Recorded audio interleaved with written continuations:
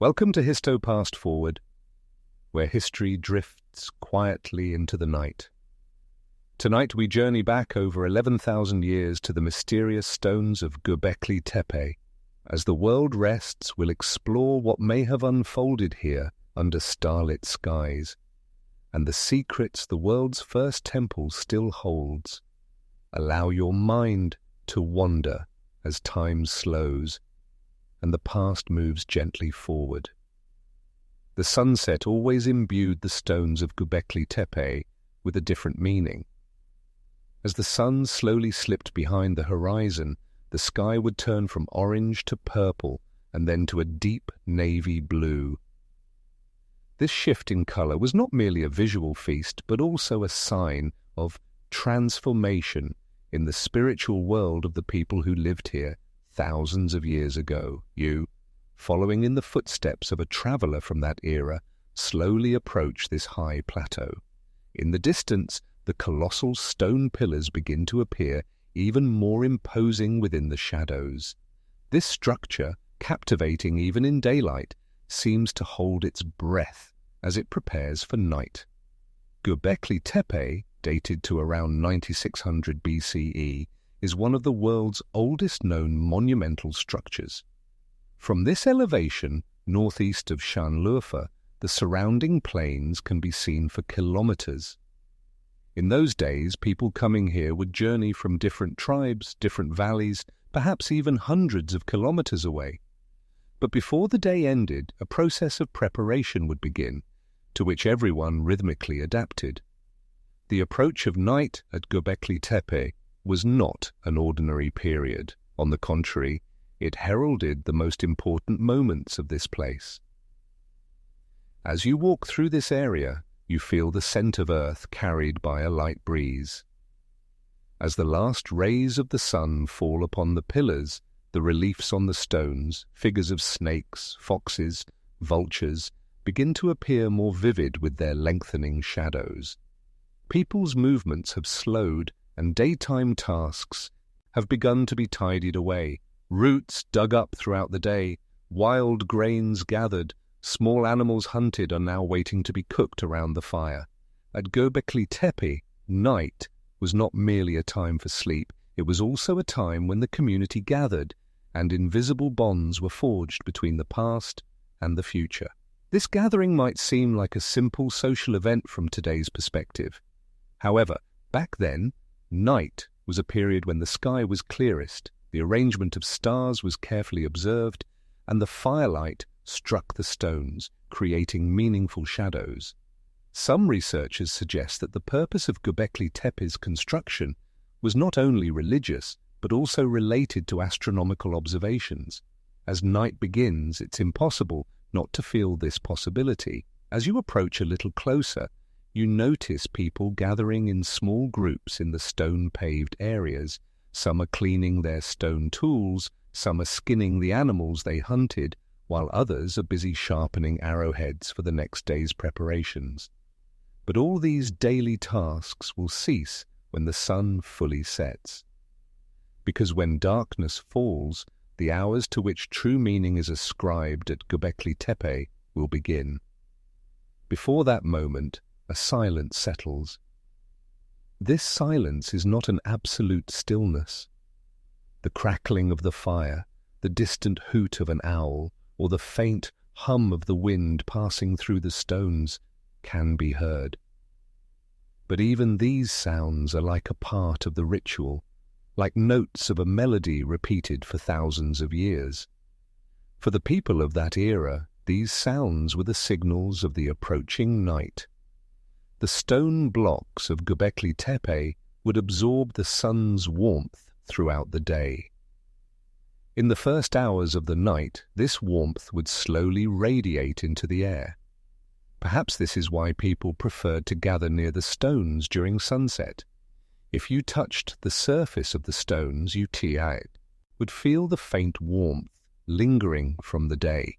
This warmth established not only a physical but also an emotional connection. For centuries, countless people had experienced the same feeling around. This warmth established not only a physical, but also an emotional connection. For centuries, countless people had experienced the same feeling around these stones. Archaeological findings indicate that there was no continuous settlement around Göbekli Tepe, and people came here at specific times. This suggests that the preparation for night was not a daily routine but a special ritual that recurred at certain periods. The preparations for these special moments were meticulously carried out. For example, the ground around the pillars would be cleaned, any wild weeds removed, and dust on the stone surfaces wiped away so that everything would appear orderly for the ceremonies performed at night. It is speculated that the hollows in the upper part of some pillars might have been used for oil lamps or torches placed inside them at night. This shows that Göbekli Tepe took on a completely different appearance at night. In your eyes, these preparations might seem like ordinary tasks. However, thousands of years ago, each of these movements was a demonstration of a collective belief and a shared effort. For those people, night was not just a dark period. It was a moment when gods, ancestors, or the spirits of nature were felt more intimately. Perhaps this is why the end of the day was never rushed at Göbekli Tepe. Everything proceeded as if according to an invisible calendar. In the last moments of sunset, as the first stars appeared in the sky, even the children would fall silent. This silence was part of a learning process that reflected the seriousness of the adults. Children would learn the meaning of the rituals performed throughout the night by observing the adults' behavior. Thus, this knowledge was passed down from generation to generation. Who knows? Perhaps these moments of silence were among the first learning environments in human history. One of the reasons why the transition to night was so important was nature itself. From the elevated position of Göbekli Tepe, the horizon line is very clearly visible. When the sun set, the color of the sky and the arrangement of the stars provided clues for understanding the seasons. Therefore, night was not only a religious period, it also served as a calendar, a clock, and a compass. People would plan their hunting times, planting and harvesting seasons, and even migration routes by following the changes in the sky. Meanwhile, the final stages of night preparations would have begun. Fires were lit, stone floors were filled with light, and long, moving shadows began to dance around the pillars. The large circular area in the center of Göbekli Tepe would become the heart of the night. People gathered here would both commemorate the past and make decisions that would shape the future. However, before all these events could begin, the sky had to fully darken. As you await this moment, you listen to the silence among the stones. Archaeological data does not tell us exactly what happened here. Many things still remain a mystery. But this collective anticipation felt as night begins still brings the people of thousands of years ago close to us today. Because throughout human history, we have all sought the sense of security that comes from gathering in the darkness and sharing something. And then the moment arrives. The sky has completely darkened. In the distance, sounds from the bags of people arriving from other tribes, the faint metallic clink of their hunting tools can be heard. Everyone's gaze is turned towards the large stones in the center. The firelight glides over the reliefs. The animal figures seem to move. This sight was, perhaps, the true signal of night's beginning. But right at this point, a question arises in your mind. Was this silence and preparation at the beginning of night at Göbekli Tepe truly just the start of a ritual, or was it part of one of humanity's oldest secrets? As the sky had now completely enveloped in darkness, the faces of the people gathered around the central fires were illuminated by flickering light. The question spun in your mind. Was this scene merely the beginning of a night ritual, or was it part of a much larger story preserved for thousands of years in the memory of the stones, the earth, and the people? As the firelight struck the stone pillars, the lines of the reliefs became distinct, and the shadows of the snake figures coiled and stretched across the ground. At Göbekli Tepe, night had begun to speak through the language of the stones. People's movements were now slower, more controlled. The haste of the day had receded, replaced by deliberate and rhythmic steps. One group was placing oil lamps into small depressions at the base of the stone pillars. When these lamps were lit, the figures on the pillars would seem alive. In that moment, you realized that you might be witnessing the same sight through the eyes of people from thousands of years ago, because archaeological findings suggest that such lamps may indeed have been used. The symbolic language of the night was being rekindled in the firelight. Another group was occupied with crushed seeds and plant fragments in small stone mortars. These were likely used for preparing both food and ceremonial beverages. Wild wheat and barley grains were roasting near the fire, their slightly burnt scent mingling with the air. Some aromatic plants added to them altered the smell of the smoke, perhaps adding a mystical atmosphere to the night. Thus all the senses, sight, hearing, smell, became part of this nocturnal experience. As you observe this scene, you see a serious focus in the expressions of the people. No one speaks unnecessarily. Whispers and brief instructions are heard occasionally, but all are functional. This silence is as if the result of a shared understanding. Here, everyone knows the meaning of the night and carries out their specific tasks. The preparations made during the day were now advancing step by step toward the center of the night. The sounds heard at Göbekli Tepe during these hours were very limited. The crackling of the fire, the faint clink when stone tools touched each other, a distant dog's howl. Sometimes the rustling of dry grasses carried by a light breeze. In this environment, completely devoid of modern noise, every small sound held great significance. For the people, this was a moment of both physical and mental focus. As the area around the fire slowly filled, some people carried thin stone slabs in their hands. On these slabs were geometric motifs that are still not fully deciphered today. Perhaps these were a kind of calendar, or perhaps they represented the appearance of the sky at that time. Studies on Göbekli Tepe's astronomical alignments indicate that the pillars and the general layout of the structure might be aligned with specific star positions. Therefore, at night, the meaning of the stone figures here became much deeper. After a while, a silent movement began within the largest central stone circle. People arranged themselves in a circle, leaving specific gaps between them. This orderly arrangement was not random.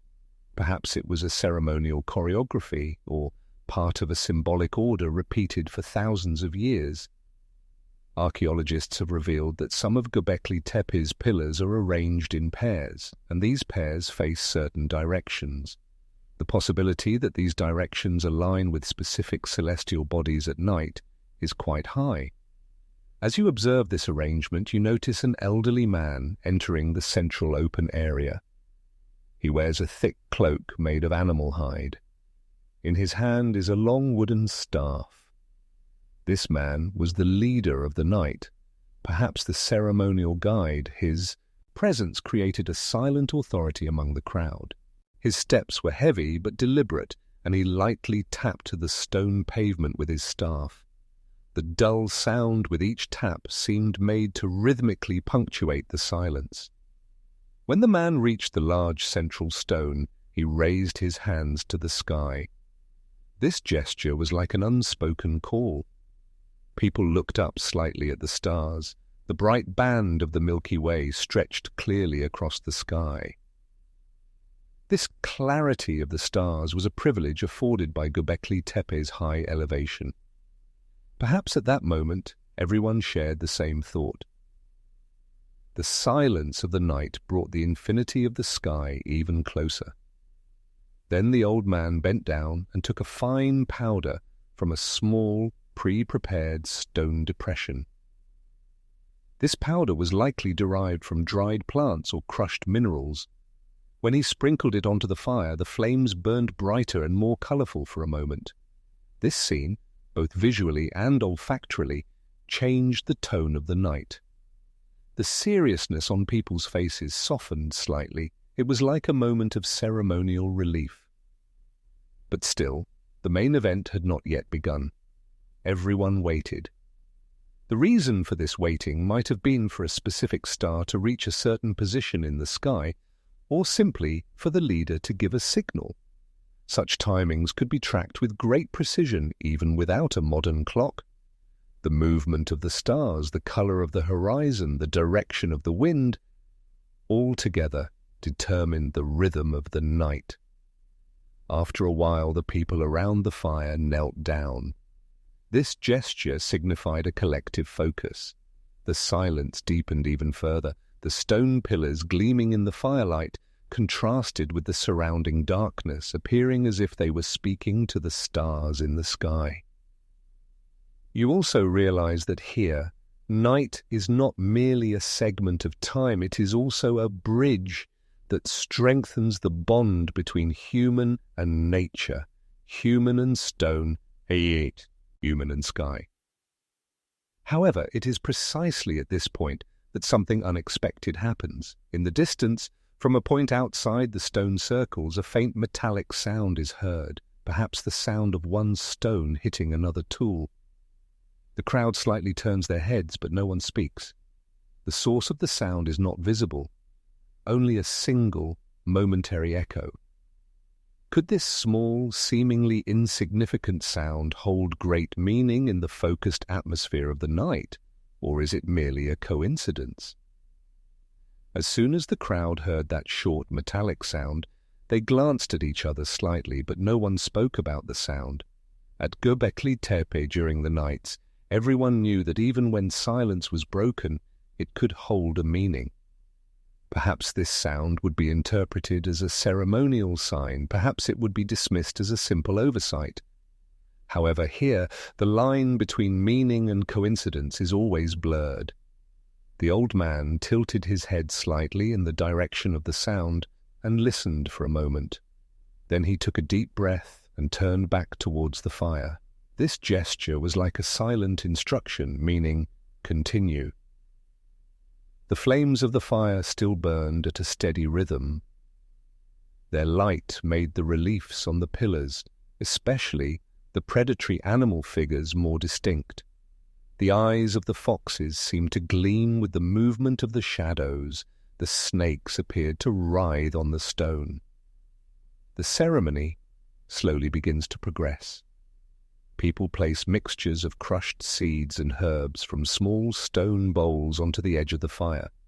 As these mixtures burn, the rising scent, mingled with smoke, drifts around the pillars.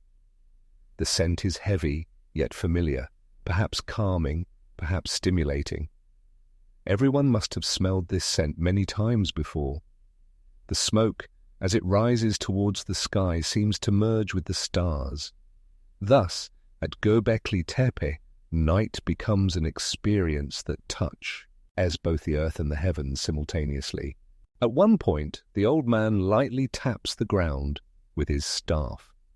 This is a silent command for the community to stand up. People slowly straighten, and a circular procession begins around the pillars. Their steps are heavy and harmonious. No one rushes. With each step, a faint sound echoes on the stone pavement, transforming into a rhythmic reverberation. Perhaps this procession is one of the most important movements performed throughout the night. Some researchers suggest that such circular movements at Göbekli Tepe represent the rotation of the stars in the sky. If so, every person walking here reenacts the cycle of the stars with their bodies. When the procession is complete, everyone returns to their place. The old man by the fire slowly lowers his hands. This indicates that the ceremonial part of the night is drawing to a close. However, the ending is not abrupt. Nothing is done in haste at Göbekli Tepe. Every movement occurs with a patience learned over centuries. As the fire's embers slowly begin to dim, the sky is still filled with millions of stars. The air has cooled, but the stones still faintly carry the warmth of the day. When the ceremony ends, people begin to depart silently. Some will stay by the fire, waiting for the embers to completely die out, while others will retreat to resting areas outside the stone circles. Night at Göbekli Tepe never completely ends, it merely changes form. Silence gives way to hushed conversations, the scent of shared food, and distant dog barks. However, the ceremonial silence is left behind to be rebuilt until the next night. You, however, are still standing among the pillars. Touching the surfaces of the stones, you imagine that what you experienced tonight might have been lived in a similar way thousands of years ago. Perhaps the shadows of the figures, the smoke of the fire, the brightness of the stars, all may have remained the same beyond time. People changed, languages changed, beliefs changed, but the rhythm of the night at Göbekli Tepe might still be the same. And you also wonder, what is the nocturnal counterpart of the preparations made during the day? Do the shadows of these pillars gain meaning only at night? And the main question, what did these rituals represent for the people who lived during the period when the stones were built? The answer to these questions may emerge with the first light of the next day. But for now, the night continues to hold Göbekli Tepe's secrets among the stones and the stars. As the first light of morning slowly glides over the stone pillars of Göbekli Tepe, the coolness that lingered in the earth throughout the night gives way to a gentle warmth. The wind blows down from the high plateau. The scent it carries is a mix of wild grasses and the ashes of fires lit the night before. As you walk among the stones, you realize that the traces left by the night are still palpable. The embers in the fire pits have completely died out. The smell of smoke lingers faintly in the humid air. The shadows created by the firelight on the bodies of the stones throughout the night are gone, replaced by the sharp lines of the sun. The first hours of the day at Göbekli Tepe are cornerstones of night preparation, because most of the silent rituals performed here are meticulously planned from early morning to ensure they can begin when darkness falls. Before the sun has fully risen, you see people beginning to work in small groups. Some are cleaning the reliefs on the pillars, wiping away dust settled on the stone surface and droplets of moisture accumulated overnight with soft bundles of grass. This cleaning is not merely aesthetic, but also holds ceremonial significance. The stones being bright and clean allows shadows to be more distinct during the night rituals. Some researchers believe that stone surfaces at Göbekli Tepe were wiped with special plant oils at certain times. These oils could slightly darken the stone's color, making the figures more prominent, and also preserve the smoothness of the surface. As you contemplate this possibility, you see a man rubbing the surface of a pillar in circular motions with a flat, polished stone fragment in his hand. This movement is both patient and careful. Every centimeter of the surface is worked with the same meticulousness. The shadows of the stones fall long and clear upon the ground in the early hours of the day. These shadows are like silent markers rehearsing the night rituals. People examine these shadows to anticipate how the pillars and figures will appear in the firelight at night. Perhaps for this reason, morning hours are important not only for physical cleaning but also for visual planning. Around the large circular area in the center of Göbekli Tepe, another group is working. They are clearing small pieces of grass stuck between the floor stones and securing loose stones in place. A smooth ground is vital for the circular processions and dances to be performed at night. If the stones are loose, the rhythm of the walk could be disrupted or even injuries could occur. Every detail here is the result of experience repeated hundreds of times. As the sun rises, the area around Göbekli Tepe slowly comes to life. In the region outside the stone circles, hunters and gatherers plan their day's tasks. Some will search for wild fruits and plants on the surrounding slopes, while others will go hunting in more distant areas. However, even hunters must return by nightfall, because night rituals require all members of the community to be present. The meaning of Göbekli Tepe is completed not only by a few people around the stone pillars, but by the shared participation of the entire sea. Immunity. As you walk among the stones, something else catches your attention. At the base of some pillars, there are small, round stone depressions. These were likely the areas where oil lamps or torches were placed at night. During the day, cleaning these depressions is necessary for the torches to be placed properly. A woman meticulously cleans the stone fragments and dust inside a depression with a thin bone tool. The focus on her face indicates that this task is not ordinary maintenance but a ceremonial preparation. Towards noon, the shadows shorten and the temperature begins to rise. During these hours, resting in the shadow of the stones is part of the day's rhythm. People sit in small groups, eating silently or mending their tools. Some work on small stone tablets in their hands. These tablets feature geometric shapes or animal figures. Who knows, perhaps these shapes are symbols to be used in night rituals. Archaeologists have still not fully deciphered the purpose of such stone objects. However, what you see is that these objects are carefully crafted and diligently preserved. In the later hours of the day, Göbekli Tepe's rhythm quickens again. Returning hunters arrive outside the stone circles with the game they carry on their shoulders. Butchering, cooking and sharing the meat is one of the most important preparations before nightfall. Some parts of the hunted animals are cooked immediately, while others are dried and stored.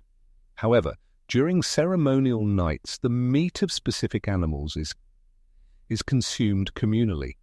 It is thought that these animals might be related to the figures depicted on the pillars.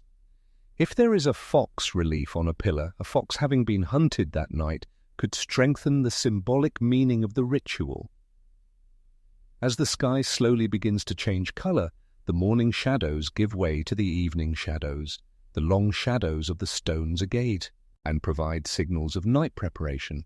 People perform their final cleanings. Wood is placed in the fire pits and torches are prepared. There is a slight tension on their faces, but also a familiar discipline, because here, night rituals are not entertainment, but the most important bond that preserves the community's identity. And you, observing all these preparations, realize that night at Göbekli Tepe never begins abruptly. Every hour of the day is part of a silent preparation leading to the night. Every shadow of every stone, every cleaned surface, every placed torch, all are the silent steps of a tradition that has continued for thousands of years. But the question still lingers in your mind. Is there merely a habit from the past behind these meticulously made preparations, or are people still preserving a secret hidden in the shadow of the stones?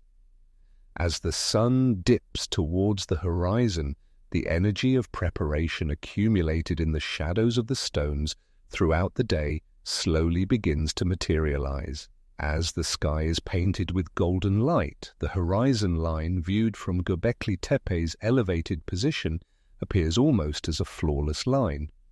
This vista reminds you that night rituals are still a few hours away. However, these hours are not ordinary waiting moments. On the contrary, they are the time for the final touches that will make the night perfect. In the areas outside the stone circles, piles of wood are prepared in small heaps. The chosen wood is not randomly gathered. Some comes from resinous trees, others from hardwood trees that provide dense, smokeless burning. This selection is important both for the visual effect of the fire and the direction of the smoke. If the smoke is desired, to drift towards the pillars, the olfactory dimension of the ritual is enhanced. If a clear view of the sky is needed, smokeless wood is preferred. The fact that everything is pre-planned indicates the importance. Enter the night at Göbekli Tepe.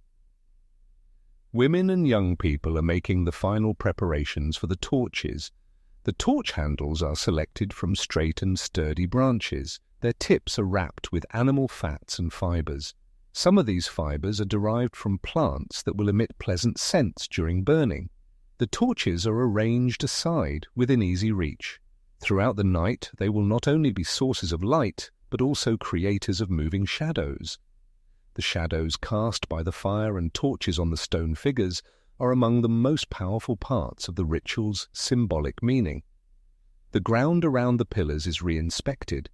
Any dust or leaf fragments that appeared after the morning cleaning are collected.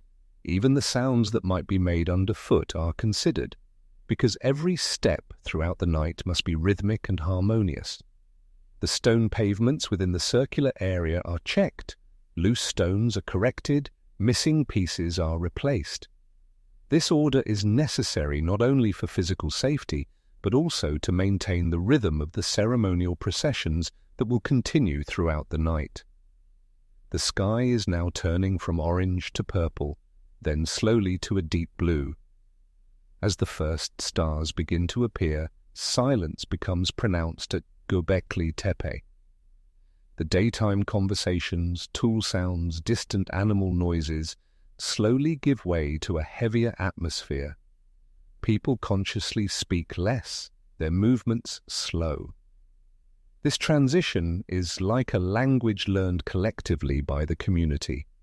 When the sun sets, everyone has a single goal in mind: to begin the night ritual. At this very moment, at the edge of the largest stone circle, the old man you saw in the morning appears. He is again wearing his cloak made of animal hide. The long staff he holds looks impressive even in daylight. The staff is not just a support tool. The intricate carvings on it indicate that it is a ceremonial object. The old man advances with heavy steps towards the circle where the central stones are located. Everyone who sees him straightens slightly. This is a silent expression of respect. When the man reaches the center of the circle, he strikes the ground 3 times with his staff. This is the signal announcing the start of the night ritual. Each strike leaves a dull echo on the stone pavement. The echo travels through the stone pillars and far into the distance. This sound is felt in the bodies of everyone gathered here. This moment is one of the only planned sounds that break the silence of the night. Following the final strike of the staff, the previously prepared torches begin to be lit, one by one. As the flames rise, the reliefs on the pillars come to life. The snake figures seem to move, the foxes seem to run. Shadows twist and shift on the stone surfaces, changing shape with the rhythm of the fire. This visual play was a familiar, even expected experience for the people who were here thousands of years ago. As the torches light up, the crowd slowly moves into a circular formation. Everyone stands at a specific distance around the stone circles. Once the circle is complete, the gaps between them are deliberately left for movements to be performed throughout the night. This arrangement is not merely aesthetic, it is also part of the ceremonial function. Some gaps align with directions where specific stars can be seen in the sky. This allows the movement of the stars to be tracked throughout the ritual. The fire burning in the center of Göbekli Tepe illuminates the faces of the people around it. The light reveals a different story on each face. On some faces there is weariness, on others deep focus. Children watch the adults' movements carefully, learning when to stand, what signal to await. This silent learning is the most effective way to transmit knowledge from generation to generation in an era without a written language. The first phase of the ritual begins with a slow walk around the pillars. Each step leaves a faint sound on the stone pavement. This sound merges with the rustling of the torches. The steps are synchronized. No one rushes, no one falls behind. This harmony shows the community's sense of rhythm. Some researchers suggest that such circular walks symbolize the movement of stars in the sky. If so, these walks are an expression of a bond established simultaneously with the sky and the earth. When the procession is complete, the crowd stops again. The old man gently taps the ground next to the fire with his staff. This is the signal indicating the start of the second phase. Previously prepared special herbs and seeds are thrown into the fire. The flames burn brighter for a moment, and the smell of the smoke changes. This scent has both a calming and stimulating quality. Perhaps this scent was chosen to provide mental focus during the ritual. But just at this moment, something catches your attention. The smoke from the fire begins to rise in a direction different from expected. Normally, the wind blows outwards from the pillars, but this time the smoke turns directly towards the center. The crowd notices this change, but no one speaks. Only eyes follow the smoke rising from the fire. And you ask yourself, is this merely a momentary trick of the wind, or the re-emergence of an ancient sign hidden in the shadow of the stones?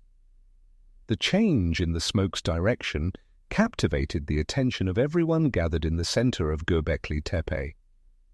Normally, the wind would blow outward from the stone circles and the smoke would gradually dissipate into the night. But this time, the grey smoke, forming a delicate curl above the flames, unexpectedly drifted towards the center, right into the middle of the pillars. This moment could have been merely a change in air current. However, for the people living and utilizing this place, every natural phenomenon had the potential to carry symbolic meanings. A silence, a concentration, settled upon the faces around. No one vocalized this situation. In the rituals of Göbekli Tepe, words were often seen as elements that weakened meaning.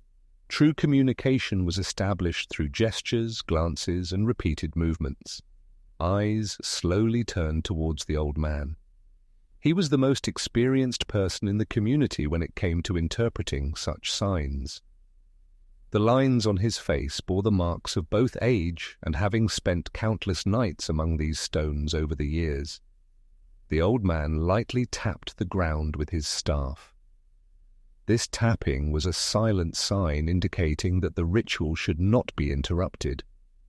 As the smoke continued to rise towards the center, the light emanating from the torches cast sharper shadows on the figures on the pillars' surfaces. The snake motifs, in particular, seemed to writhe as if alive with the moving shadows, stretching from the body of the pillar to the ground. The fox figures appeared to be running with the flickering of the flames. This visual play was part of the thousands of years-old shared language of both fire and stone. The second phase of the ritual concluded with a slow and harmonious circular procession around the fire. The sounds of footsteps on the stone pavement, combined with the rustling of the torches, created a gentle rhythm. No one rushed, no one tried to get ahead. Everyone walked as if on an invisible, predetermined path. The idea that this walk represented the cycle of stars in the sky felt more convincing while being here, because you too realize that the direction of the steps is in harmony with the moon's position and the stars' arrangement. The moon had risen above the horizon, casting the shadows of the pillars onto the ground in long lines. Some pillar shadows intersected with others, forming complex geometric patterns on the ground. Thanks to the cleanings and arrangements made during the day, these shadow plays were clearly visible. Perhaps for this reason the shadows of the stones were meticulously checked from the morning hours to perfect this moment that would emerge at night. When the procession was completed, people gathered again in the center. The old man stood motionless for a short while, raising his hands to the sky. This was an unspoken greeting. Some interpreted this gesture as a thanks to the stars, some to the gods, and some to nature itself. Then he slowly lowered his hands and approached the fire. Dried herbs and seed mixtures, waiting in previously prepared stone bowls, were placed into the fire one by one. The fire, with these new materials, briefly radiated a brighter and warmer light. First, the smoke released a sweetish scent. This scent indicated a special mixture of plants and seeds. Then a sharper, slightly bitter aroma was felt. This change in scent indicated that the final phase of the ritual had begun. Scents were an unspoken time teller for the people living here, which scent appeared when announced how far the night ritual had progressed. As you observe this moment, you notice a new detail on the surfaces of the stones. The outlines of the figures become more distinct at this stage of the fire. Small hollows and thin lines on the stone surface become clearer. The cleanings performed during the day ensure that these details are visible throughout the night. These details were perhaps important symbols for the people gathered here thousands of years ago. Who knows, perhaps the curve of a snake, the direction of a fox's head, or the wingspan of a vulture carried unspoken but felt messages throughout the night.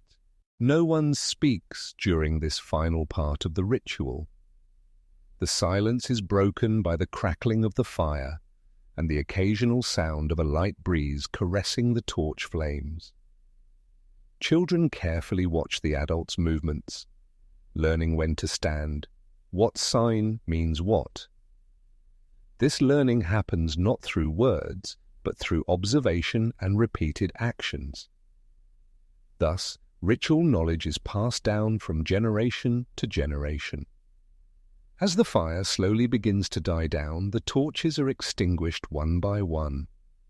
This process is also not done randomly. They are put out in a specific order, from the center outwards. This symbolizes the end of the ritualistic part of the night. Moonlight is now the only natural light source in the area. The shadows of the stones are softer, the figures fainter but still there, silent, waiting, witnessing. People quietly depart from among the pillars. Some go to the shelters outside the stone circles, while others join those who will keep the night watch. The ashes of the fire are carefully collected to be reused the next day. The ashes are not allowed to scatter completely because they carry the traces of previous nights. This is part of the invisible bond between the past and the future. Göbekli Tepe is once again enveloped in silence. But this silence carries a different feeling than the anticipation at the beginning of the night. There is now a tranquility that follows a completed ceremony. This tranquility is like a peace embedded in the shared memory of stones and people. You, however, are still standing in the middle, touching the surface of the pillars. The roughness felt beneath your fingers reminds you that these stones have been shaped by wind, rain, and human hands for centuries. Looking up at the sky, you remember the smoke gathering in the center. Could this have been just a momentary trick of the wind? Perhaps, but when you consider that every detail here has been repeated thousands of times, the idea that it might hold meaning weighs more heavily. Perhaps this was a reflection of the balance between sky and earth. Perhaps there was an invisible trace of one of the structures still hidden beneath the ground, silently participating in this night. And the question arises in your mind, if the other structures beneath the ground were unearthed, could we better understand the meaning behind these silent rituals? The answer to this question will take you on a journey into the depths of Göbekli Tepe, into the memories of the earth with the first light of the next day. As the first light of morning slowly filters from Göbekli Tepe's eastern horizon, the stone pillars maintain the silence they held throughout the night. The moon has receded to the western horizon, replaced by the pale yellow light of the sun. The coolness lingering from the night is still felt on the earth's surface. The surrounding plants are slightly bent under the weight of the night dew. Though the night's rituals have ended, today Göbekli Tepe will host another silent ceremony, the slow unveiling of stories hidden in the earth's layers. You advance towards the edge of the stone circles where the excavation areas begin. The air here smells a little different. There is a damp scent coming from the depths of the earth. This is the special scent emitted when parts of the soil that have not seen the sun for thousands of years are exposed.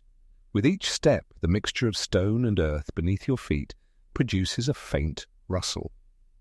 In this part of Göbekli Tepe there are trenches dug by human hands and carefully protected. Wooden scaffolding and roped-off areas are necessary for both excavation safety and the preservation of delicate finds. The excavation team started work early in the morning. Working before the sun is at its peak is both physically easier and ideal for preserving the moisture of the soil surface. One group is cleaning stone surfaces with fine brushes. Each brush stroke causes dust to slowly rise and briefly hang in the air. This dust is not just earth, it's an accumulation of thousands of years, microscopic particles carried by the wind, animal bones, plant pollens, all are preserved in this thin layer. During excavation, each layer of soil is carefully examined. Archaeologists read the traces of the past through the color, texture, and contents of each layer. Some layers reveal burnt wood fragments. These are the remains of ancient fires lit here. In other places, small stone tools, arrowheads, and bone needles are found. These objects are silent witnesses to the daily life of the people who lived or visited here. One of the most intriguing features of Göbekli Tepe is that the site was deliberately buried. Archaeologists believe that this burial process was not random but planned. The area around the pillars was filled with a mixture of stone and soil, thus protecting the structures. This preservation may have been a legacy deliberately left for future generations. However, why it was buried remains one of the questions whose answer is not yet definitively known. It is not a common behavior for a culture to bury its most magnificent structures, built with its own hands, beneath the earth. One of the workers in the excavation area carefully removes a piece of stone. There are faint carving marks on the stone's surface. Perhaps this is part of an unfinished figure, or one of the stone objects used in rituals. Such findings may not carry great meaning on their own, but when combined with other finds, they complete missing pieces of a larger story. A little further into the excavation area, another group standing in semi-shade is examining animal bones extracted from the soil. These mostly belong to region-specific animals such as deer, wild boar, and fox, soms. Each of the bones have cut marks. These marks indicate how hunted animals were processed. Some bones, however, appear to have been unused. Perhaps they were left here for ceremonial purposes, symbolically. Considering Göbekli Tepe's stones filled with animal figures, the possibility that these bones were selectively left is strengthened. Under the wooden canopies at the edge of the excavation site, maps, drawings, and catalogue cards lay on a table. Every find is numbered, photographed, measured, and recorded accordingly. This meticulousness is crucial for accurately reconstructing the story of the past, because the meaning of a find is revealed not only by its own existence, but also by its location and its relationship to other objects. As you observe this silent work, you realize that excavation is not just about unearthing objects from beneath the earth. It is also an attempt by humanity to remember its own past.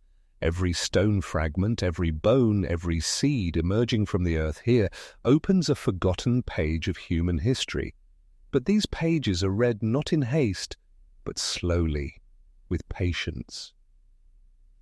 After a while, a team working at the deepest point of the excavation area finds traces of burning in a thin layer. These traces most likely come from a fire lit here. But what was the purpose of this fire? Was it for warmth, for cooking, or was it part of the night rituals? While the answer to these questions cannot be given definitively, the fact that the fire was located precisely at the base of a stone pillar might indicate a ceremonial function. During excavation, there are occasional pauses. Every new find emerging from beneath the earth concentrates the team's attention. Sometimes they work with fingertips to prevent damage to the finds. Small brushes, wooden spatulas, thin, bone-tipped tools. None are random. Each is necessary to extract an object placed thousands of years ago, in its original state. As the sun slowly rises, the shadows in the excavation area shorten. The heat begins to increase, so short breaks are taken from work. Archaeologists sitting in the shade drink water and make brief notes on the finds. Meanwhile, a light breeze blows, once again spreading the scent of the earth. This scent is no longer just the smell of earth for you, it's like the scent of the people who lived, worked, and held ceremonies here thousands of years ago. When you turn your eyes back to the excavation area, you realize that every pit, every excavation mark here, uncovers a memory silently held by the earth. And perhaps the real question is, why have these memories remained hidden for so long? That the earth has kept its secrets for so long is one of Göbekli Tepe's greatest enigmas. The stone pillars visible on the surface have been exposed to wind, rain, and sun for thousands of years, but the parts beneath the ground, in darkness, have preserved their almost original state. For archaeologists, this is as much a gift as it is a great responsibility, because this preservation offers them unspoiled traces of the past, but at the same time it imposes the necessity of carefully removing each layer. The team working in the deeper part of the excavation area has now reached an older stratum. This layer, unlike the upper layers, has a denser, more compact soil structure. Its color is also darker. This indicates a high accumulation of organic matter. Small pieces of charcoal and burnt seeds are emerging from the soil. These burn marks are definitive proof that a fire was lit here. But the purpose of this fire is still uncertain. Perhaps it was a ceremonial fire used in night rituals. Perhaps food was prepared here, and the meat of hunted animals was cooked. As you observe these works, you will notice that everyone's movements in the excavation area are extremely measured. Coarse tools, like picks or shovels, are almost never used. Most of the time they work with small hand tools, brushes, or sometimes even just fingertips. This is necessary to prevent damage to the finds within the soil. Because a piece of stone or a small bone can be broken with a wrong movement, and thousands of years of knowledge can be lost. One of the excavation team members carefully extracts a small stone object from the soil. At first glance, it looks like an ordinary stone, but its surface has regular lines made by human hands. These lines may carry a symbolic meaning, or perhaps they were used as a form of counting or measuring. Archaeologists immediately document and preserve such finds, because these traces suggest that Göbekli Tepe may have been not only a temple but also a center of knowledge and symbols. A little further, another team is unearthing animal bones from underground. Among these bones are deer antlers, wild boar tusks, and fox jawbones. Cut marks are clearly visible on some. These marks suggest that the bones may have been used for daily life purposes outside of ritual, tool making, food preparation, garment embellishment. But some bones are almost untouched, left whole. Such finds may have been specifically placed for symbolic or ceremonial purposes. At the edge of the excavation area, under canvas stretched to provide shade from the sun, there is a table. On the table are numbered boxes with compartments where each find is placed separately. Each box has small labels indicating which layer and which coordinate the find was extracted from. This meticulousness is essential for the accuracy of future analyses, because exactly where an object was found and what it was next to can completely change its meaning. Another thing emerging from beneath the earth are plant remains, small carbonized seeds, some still whole. These offer clues to understanding why tea plants were gathered at that time and during which seasons people came here. If plants like wild wheat or barley are found, this strengthens the evidence that the first steps of agriculture were taken in this region. The area around Göbekli Tepe was not suitable for agriculture, but the communities that came here might have brought and processed grains grown in other regions. As you observe these findings, you draw an interesting connection between the nights and days of Göbekli Tepe. The rituals performed at night were perhaps fueled by these materials gathered and processed throughout the day. The meats cooked over the fire, the foods shared in ceremony, the figures carved into the stones, all are concretized by these remains slowly emerging from the excavation site. Every bone, every stone, every seed unearthed from beneath the earth elucidates the meaning of the nights a little more.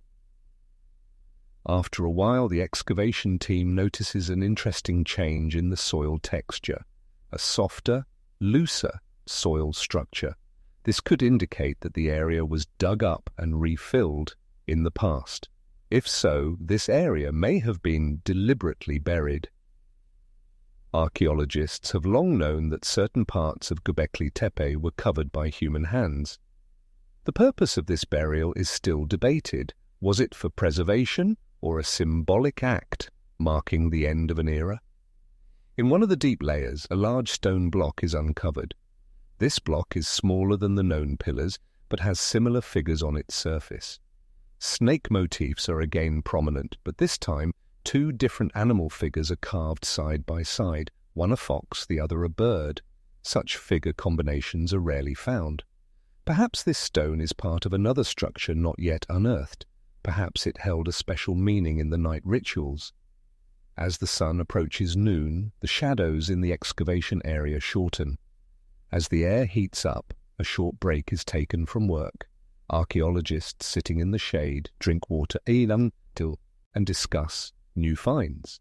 As you listen, you realize that every discovery made here makes the meaning of Göbekli Tepe a little more complex. This is not just about stone pillars. It is also a center where people gathered for centuries, shared knowledge, and perhaps reinforced their beliefs. And right at this point, you ask yourself, if all these structures and artifacts were deliberately buried, then what secret did the people here want to keep?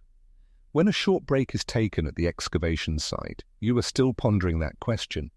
If all these structures and objects were deliberately buried, what secret did the people here want to keep? This thought intensifies as your eyes turn to the deep trenches at the edge of the excavation area. For the earth does not only preserve physical objects, it also preserves silences, oblivions, and perhaps even deliberately silenced stories. The break ends and the archaeologists resume their work. The sun's position has changed and shadows have begun to lengthen. A light breeze passes over the excavation area, leaving fine particles of soil suspended in the air. These specks of dust might have been airborne here thousands of years ago too. Perhaps then they mingled with the breaths of the people who used this area. In the cycle of time, this earth and air seem to repeat the same movements. New finds extracted by the excavation team from deep layers reinforce the idea of burial. Around the large stone blocks there are deliberately piled layers of gravel and soil. This fill material is not the product of a natural erosion process. It was placed by human hands in an orderly fashion. Moreover, in some areas, animal bones, broken stone tools, and burn marks are also found among these fills. These are not merely random piles of refuse. They are remnants that carry a specific meaning, appearing to have been placed ceremonially. As you observe this scene, a possibility comes to mind. Perhaps this burial process was not just a physical covering. It was also a symbolic act announcing the end of an era, a belief system, or a community order.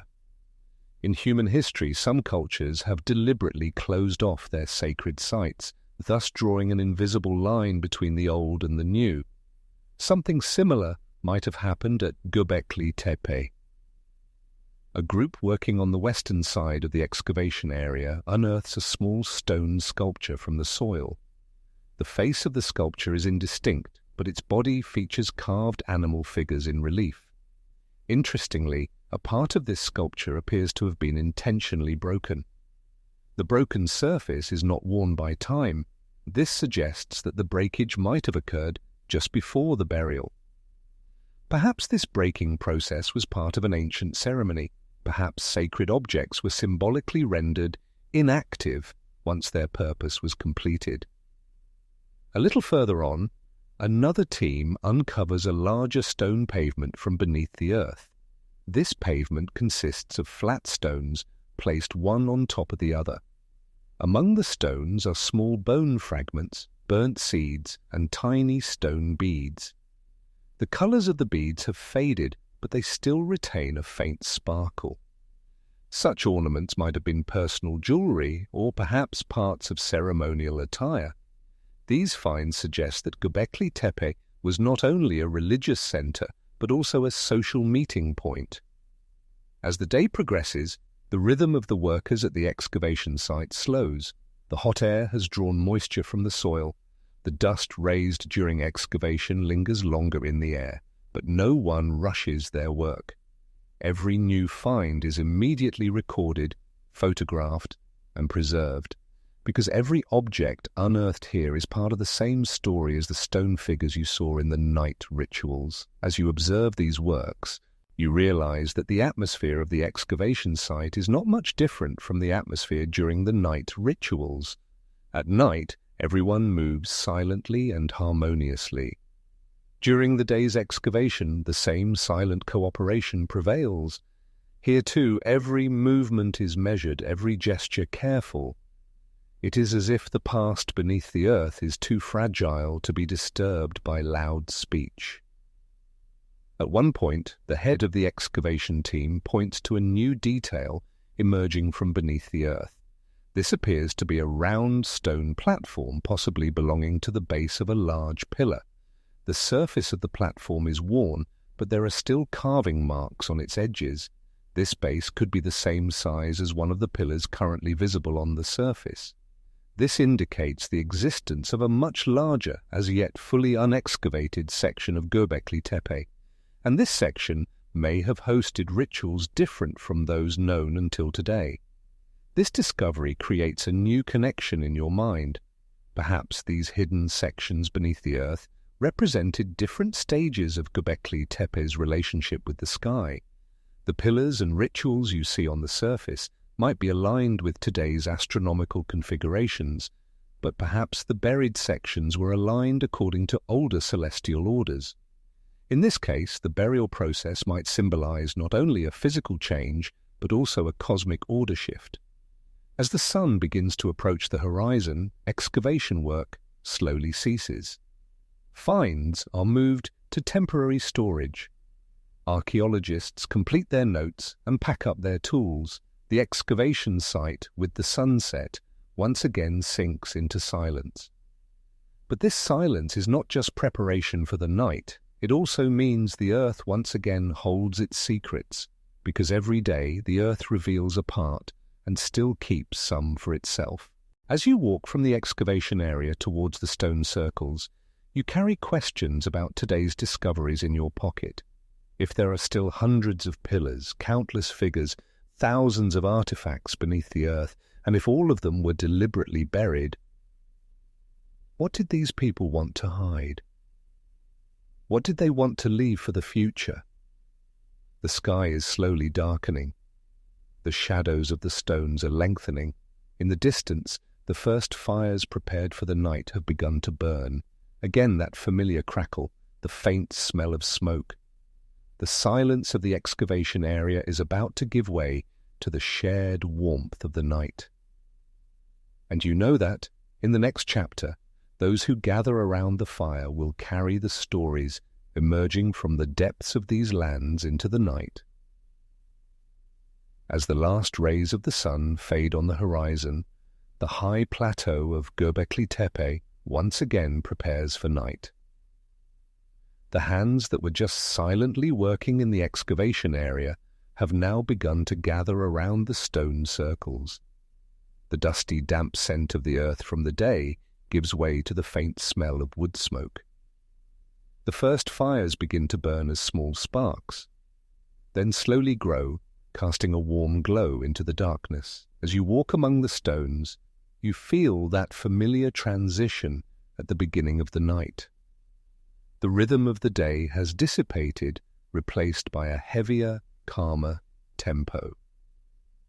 People have now put down their tools. In their hands are food bowls, water pitchers, some with torches. On their faces, both weariness and the silent expression of anticipation are visible. Because at Göbekli Tepe, night is not only a time for rituals but also a time for sharing. At one edge of the large central circle, wood piles are neatly arranged. Some of the wood is resinous pine, some are harder, slow-burning oak logs. This selection ensures that the fire burns for a long time and emits a pleasant scent. A few people place dried grasses and thin branches among the logs. These delicate materials are necessary to quickly ignite the fire. As sparks fly into the air, crackling sounds echo from the stone walls. The act of lighting a fire here is not an ordinary task. It is a symbolic beginning. When the first flame of the fire appears, conversations around it shorten, and gazes turn to that point. Because fire defines the center of the community, people arranged around the fire will now share a common warmth, a common light throughout the night. This warmth not only heats the body but also strengthens community bonds. At Göbekli Tepe, the seating arrangement around the fire is also not random. Elders usually sit closer to the fire in the center. Young people and children are placed in a slightly outer circle. This arrangement is functional for both respect and knowledge transfer, because those closer to the fire can see and hear both conversations and gestures most clearly. Those in the outer circle learn by observing.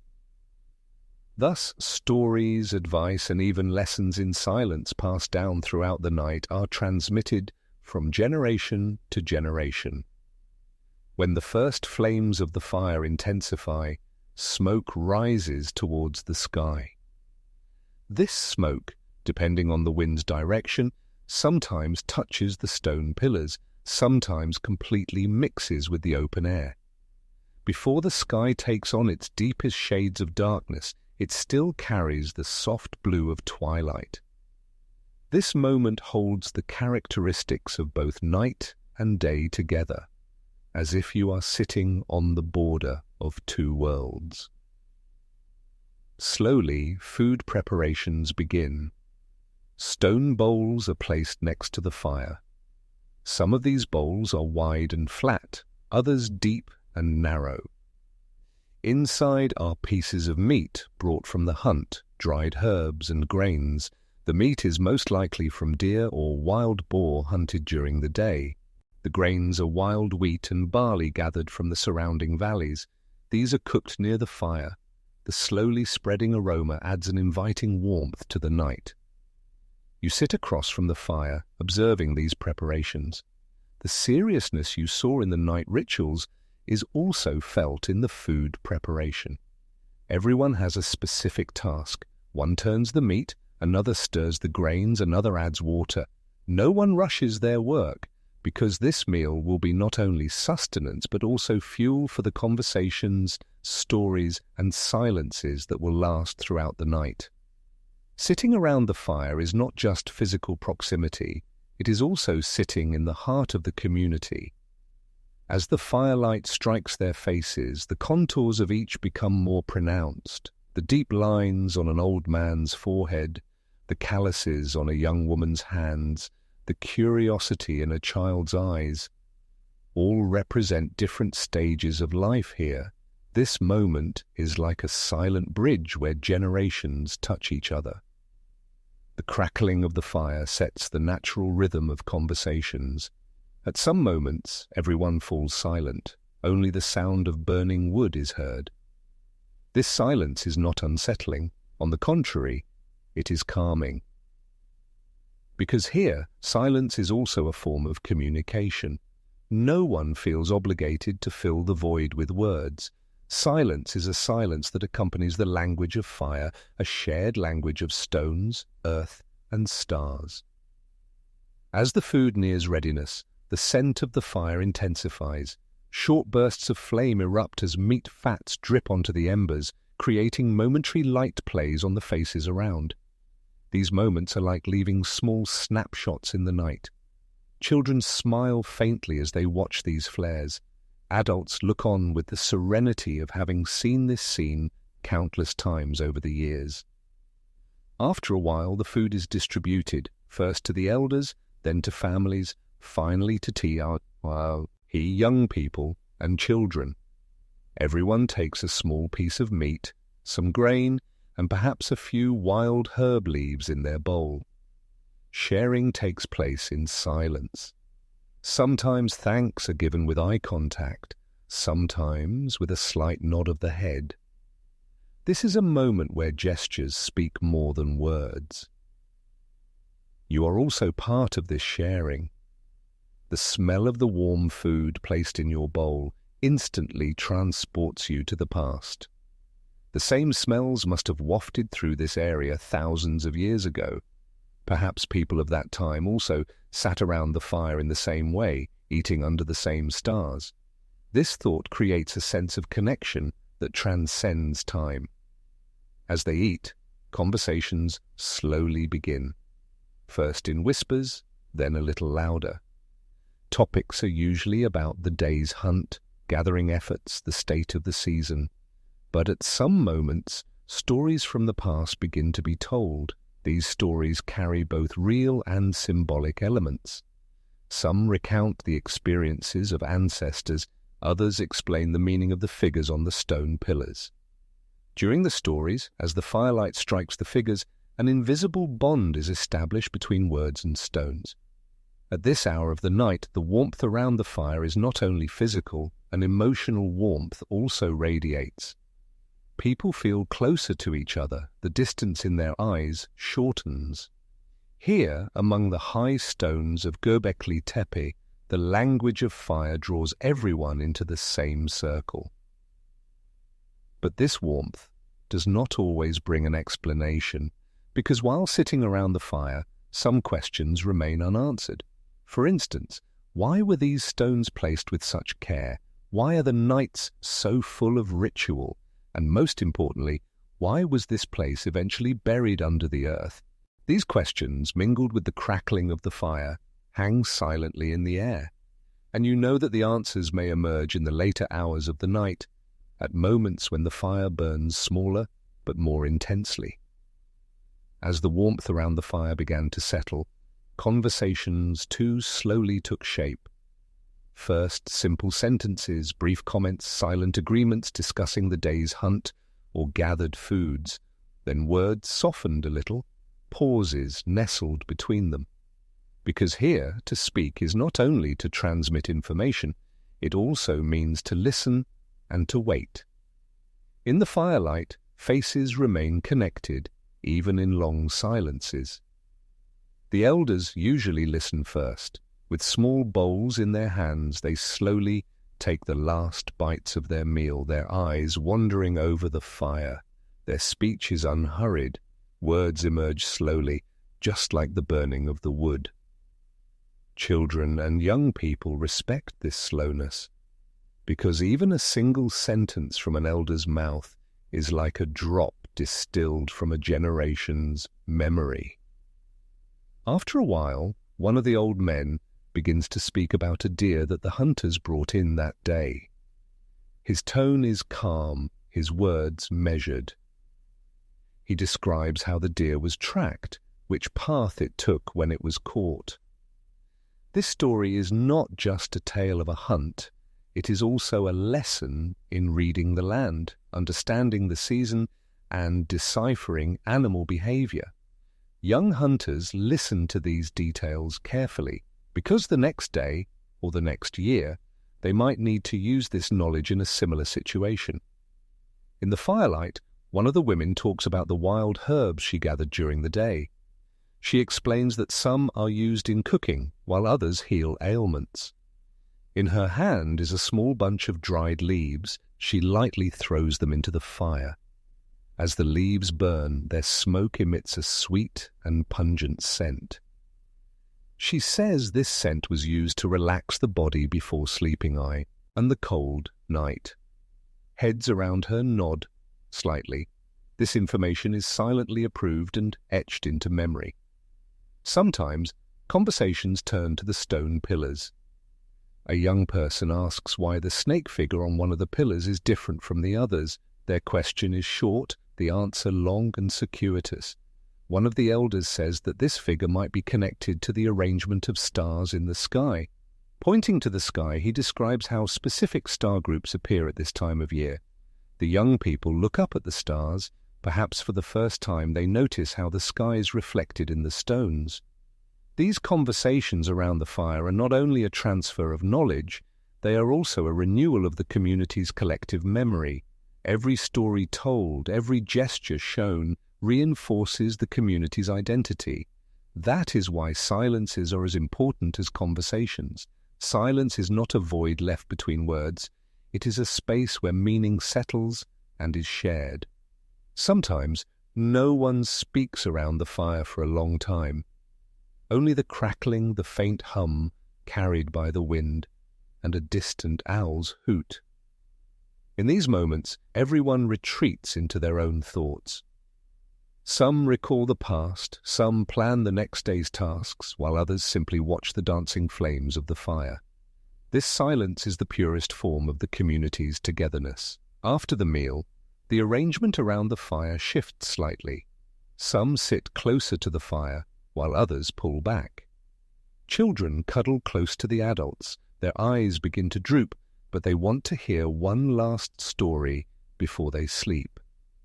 It is at this point that tales of ancient times are usually told, what the ancestors experienced, great migrations, visitors from distant lands. These stories are both real and symbolic. Real events over time take on a legendary quality, but these legends carry the community's values. One night, an old woman begins to explain why Göbekli Tepe was built on this high ground. Her voice is soft, but her words are as solid as stone. She says that looking down from a height made it easy to see both the sky and the surrounding lands. This elevation also served as a warning to strangers. You would spot an approaching visitor from afar. But the main reason, it is believed, was to be closer to the sky. This idea sparks a shimmering curiosity in the eyes of the young people, who look up at the stars in the firelight. As the night progresses, the fire's brightness diminishes. Flames shrink, embers glow. This is the time when conversations slow even further, and voices become softer. Sometimes, the most important stories are told during these hours, because semi-darkness adds mystery to words. What is said remains only in the memory of those present at that moment. By morning, the story seems to disperse with the wind. Around the fire, sometimes only one person speaks, others listen.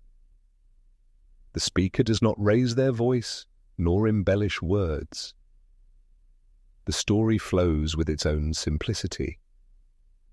Listeners nod in approval, close their eyes, and imagine. In these moments, the community acts as one body, one mind. Everyone shares the same image, hears the same sound, breathes the same air. And again, as on this night, some questions are left unanswered. Someone asks why the stones were buried. The old man sitting by the fire shakes his head after a brief silence. Some things, he says, are better preserved underground. This answer is neither entirely satisfying nor entirely explanatory, but the language of fire sometimes says more than words. You realize that, within this silence, even unanswered questions become an invisible bond holding the community together.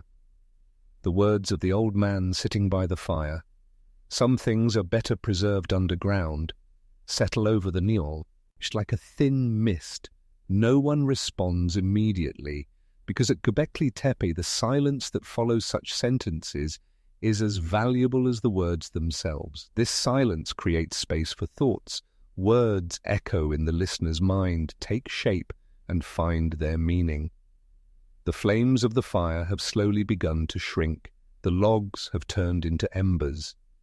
The redness of the embers creates wavy shadows on the bodies of the stones. Each spark briefly jumps towards the sky, then quickly fades.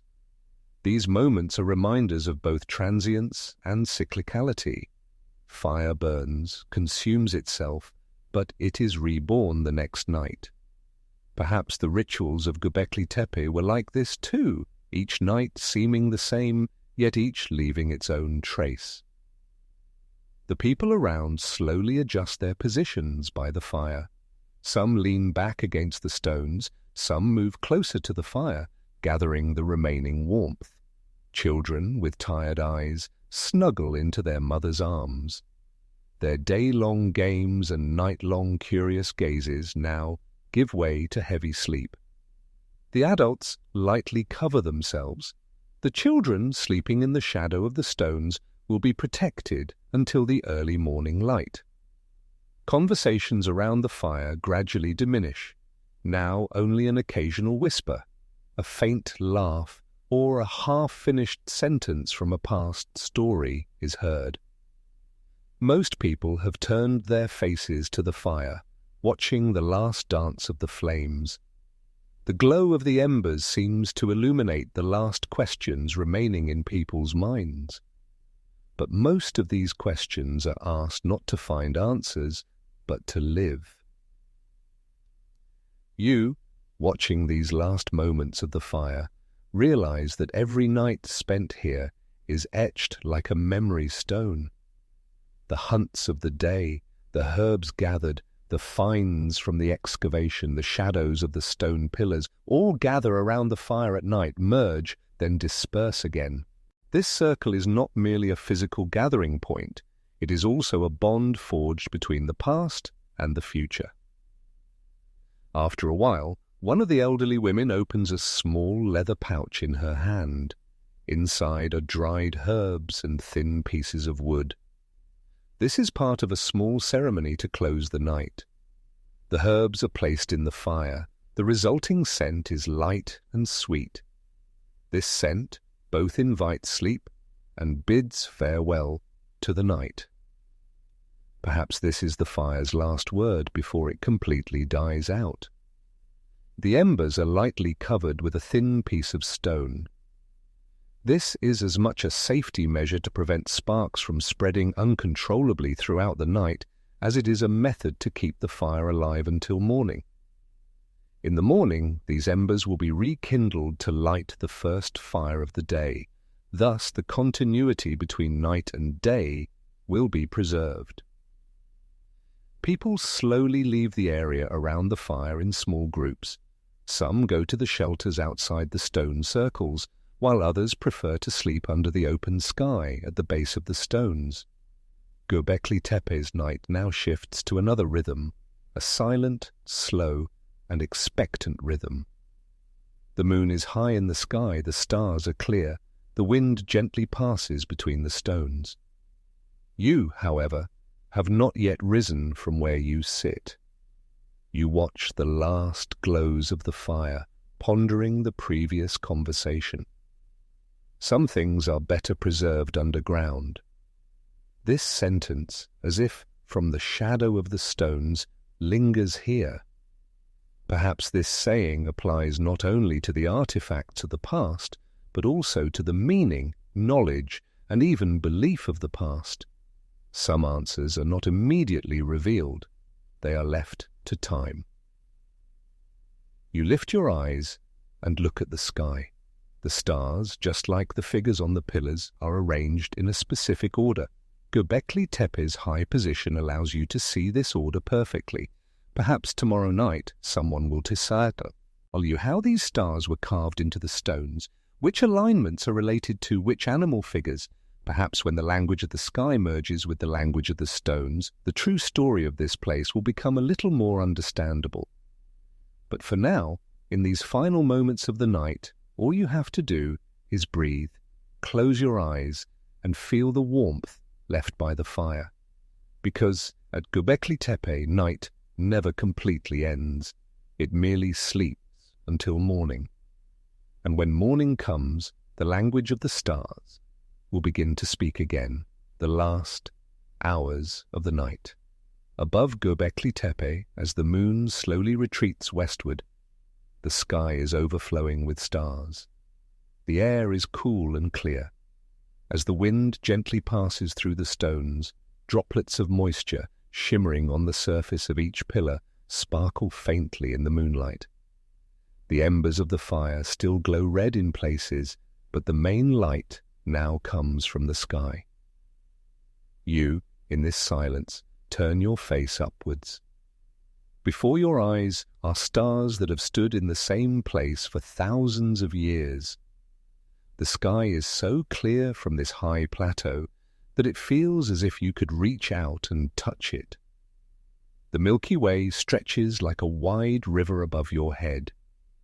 Star clusters appear to be arranged to correspond with the figures you saw on the stone pillars.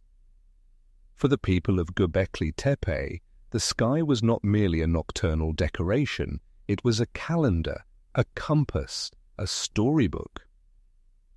The movements of the stars announced the changing seasons, the animals due for hunting, the period for gathering plants, and when the rains would come. Here, the arrangement of the stones and the orientations of the reliefs on them may have been aligned according to specific star groups and celestial events. Archaeologists noticed interesting things while examining the placement of Göbekli Tepe's pillars. Some pairs of pillars face a specific point on the horizon. These points may have been where certain stars or planets rose or set thousands of years ago. These alignments are the work not merely of randomly placed stones, but of a society capable of reading the sky. You walk among the stones, ascending to the highest point. From here, both the surrounding valleys and the sky are visible simultaneously. This elevation is not only for defense or expansive views, but also perfect for celestial observation. The horizon is open on all four sides. Every movement in the sky can be observed. Perhaps the people gathered here determined both the timing of rituals and the community's seasonal life cycle by observing the rising and setting of the stars. Star observation may have been a special skill known only to a few individuals considered specialists in this community. Perhaps some of the figures on the stone pillars were a way of preserving this knowledge. For example, a vulture figure seen on a pillar might represent a specific constellation in the sky. Snake figures might symbolize the curves of the Milky Way or certain stellar belts. These symbols carried both religious and practical meanings. These people who read the sky likely mark the points where stars rose and set through stones. Even the circular walks performed at night might have been rituals reflecting the movements of these stars. When a star appeared on the horizon, the walk would begin. When it reached its zenith, the middle of the ritual would arrive, and when it set, the ceremony would end. Thus, the sky was reenacted on the stones through people's bodily movements. You turn your eyes to the bright band of the Milky Way. This connection between the sky and the earth is not merely symbolic here, it is also a vital method of knowledge transfer, because for a hunter-gatherer society, timing is one of the fundamental elements of survival. Setting out at the wrong time, trying to harvest crops at the wrong time, or missing the hunting season could have serious consequences. Therefore, knowledge of the sky was as important as hunting skills. As the last warmth emanating from the fire's embers slowly disappears, with the coolness of the morning, you sit next to one of the stones.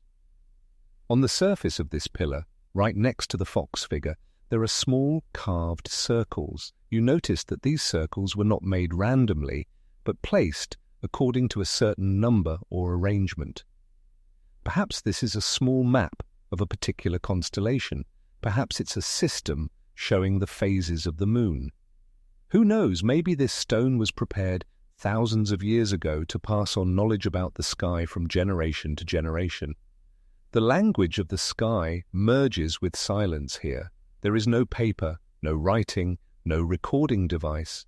Knowledge is preserved by seeing with the eyes, by holding in memory, and by carving into stones.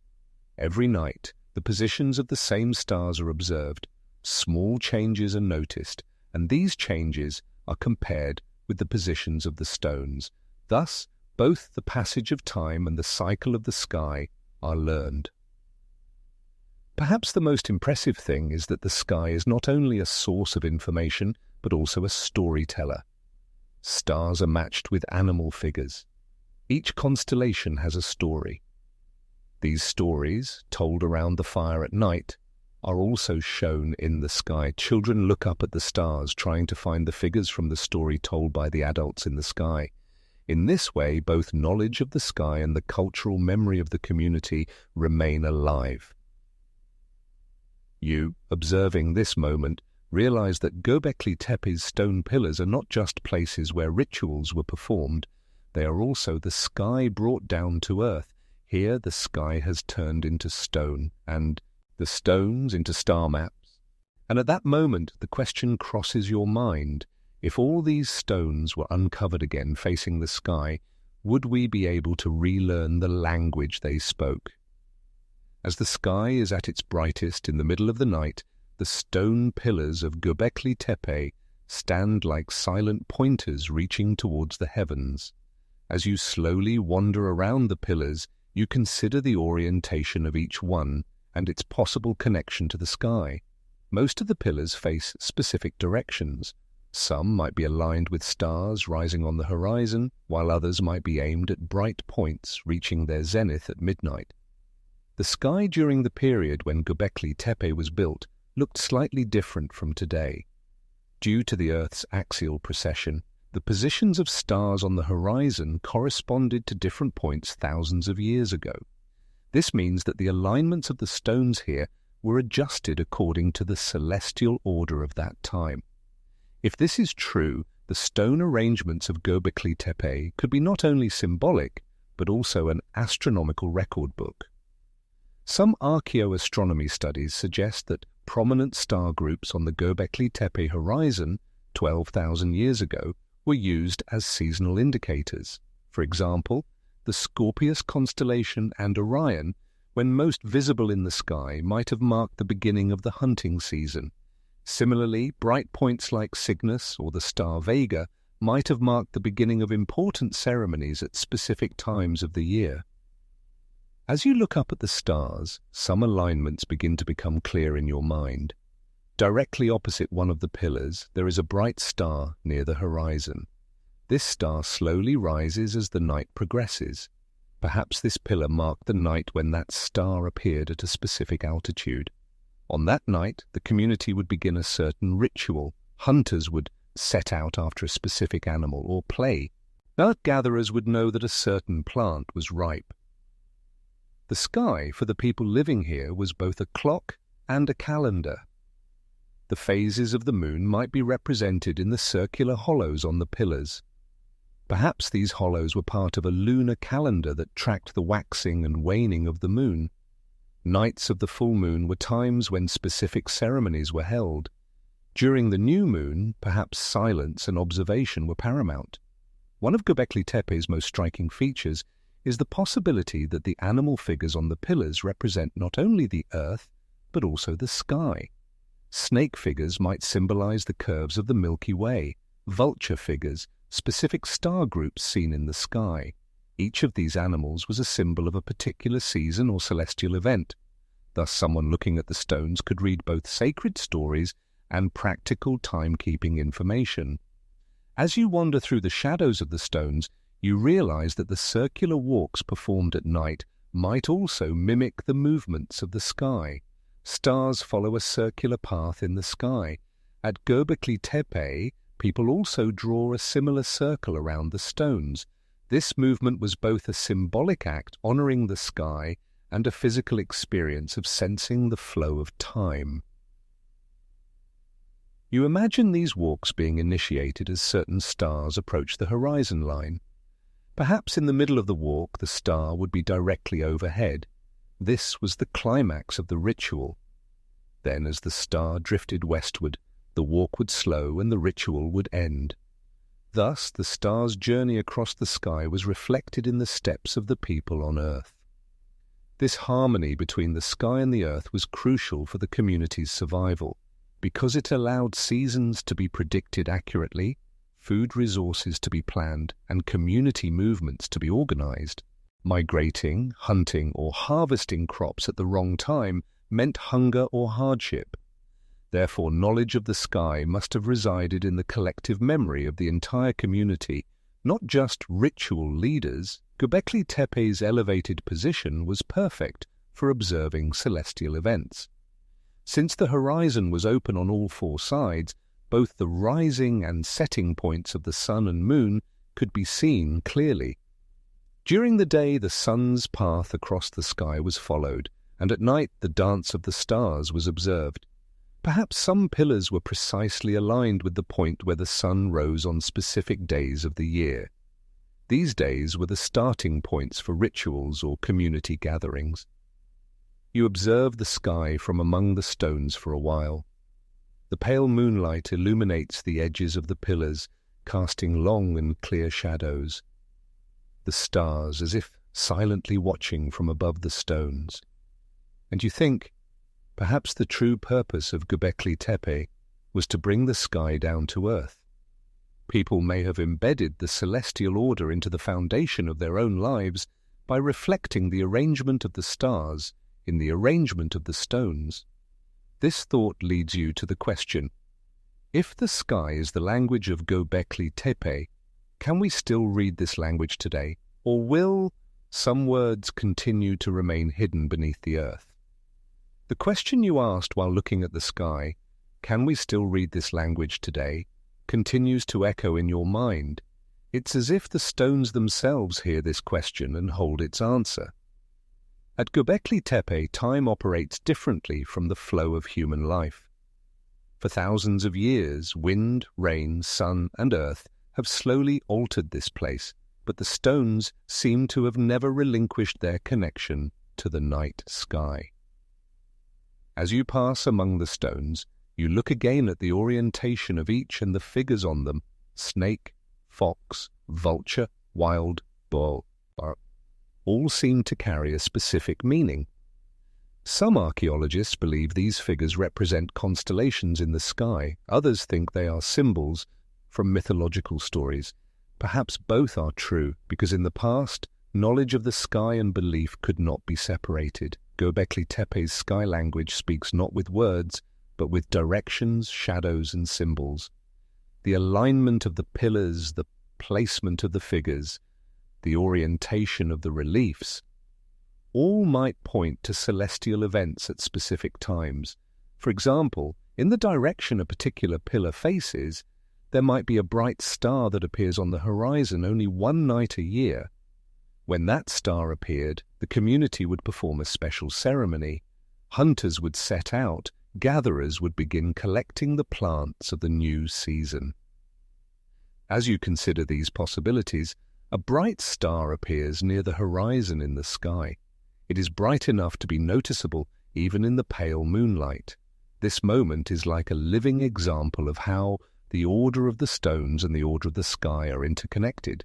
Perhaps thousands of years ago, a ritual marking this very moment was performed. People would gather silently, wait around the fire, and when the star rose on the horizon, they would begin the ritual with a specific movement. Can Göbekli Tepe's sky language still be read today? The answer is complex. Some alignments and symbols are regaining meaning through archaeological analysis. Scientists are recreating the sky of 12,000 years ago with computer simulations, determining the star positions of that time. This allows for confirmation that the orientations of some pillars correspond to specific stars or constellations. But many questions still remain unanswered. What some figures represent, what story they tell, or which season they indicate is unknown. Perhaps this was a deliberate choice by Göbekli Tepe, Because the information here may not have been left openly accessible to everyone, the art of reading the sky could have been specialized knowledge known only by certain individuals, passed down orally and visually from generation to generation. This knowledge, encrypted in the stones, was complex for foreign eyes, but meaningful to the community's own members. As you walk around the stones, you notice that some figures are just above eye level. This height reflects the posture of someone observing the sky. Perhaps these figures indicated the direction or time to look. Thus, a dialogue between the night sky and the stones would begin. Man would look, stone would point, sky would answer. At Göbekli Tepe, the sky determined not only time, but also the rhythm of life. Hunters would set out awaiting the rise of specific stars. Gatherers would collect plants according to the moon's phase.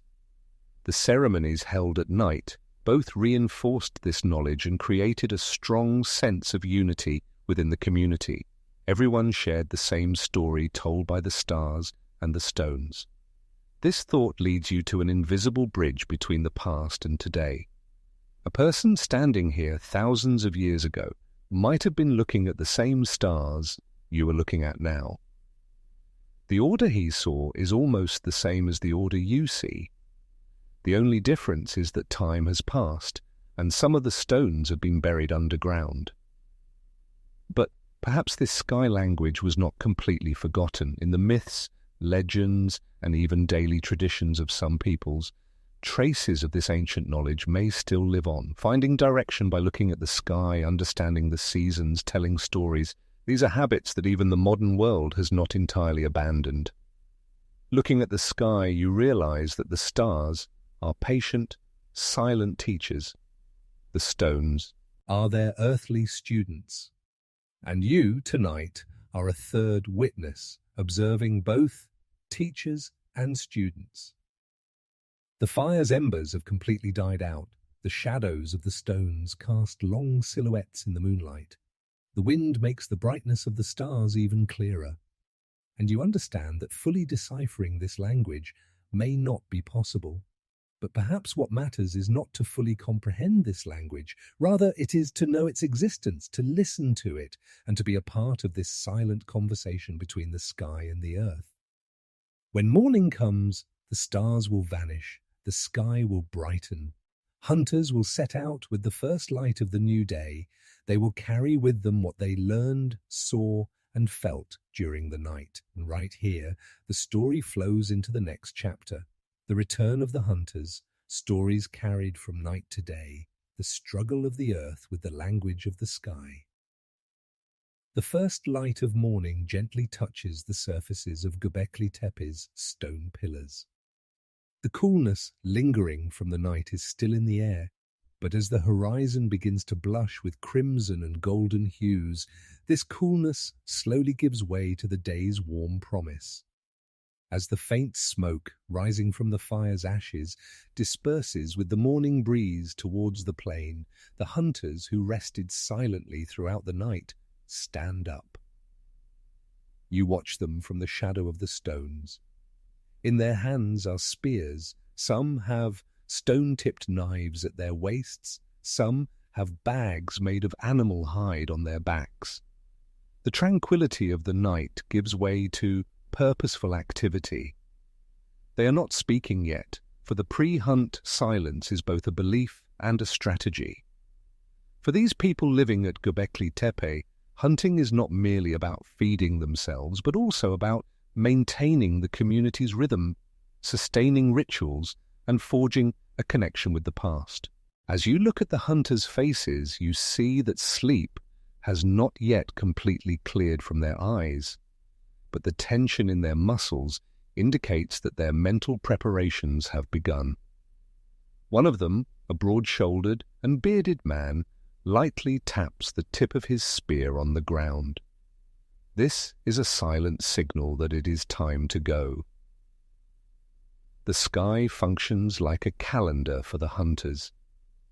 Dawn is a time when both game animals become active and hunters have an advantage.